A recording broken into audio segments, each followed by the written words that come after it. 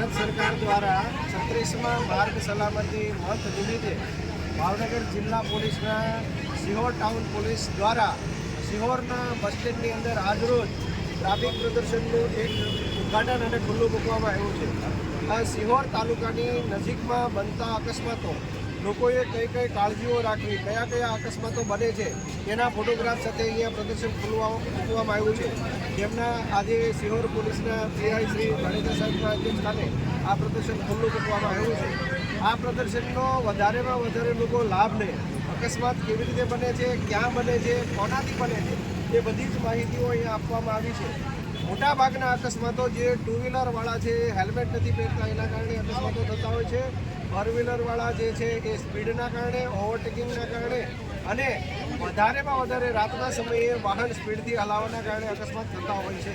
તો અહીંયા તમામ માહિતીઓ એવી આપવામાં આવી છે પોલીસ દ્વારા, આરટીઓ દ્વારા અને સરકાર દ્વારા। આ ઝુંબેશ એટલા માટે રાખવામાં આવે છે કે વધારેમાં વધારે લોકો અકસ્માતથી બચી શકે। જય હિન્દ, જય ભારત।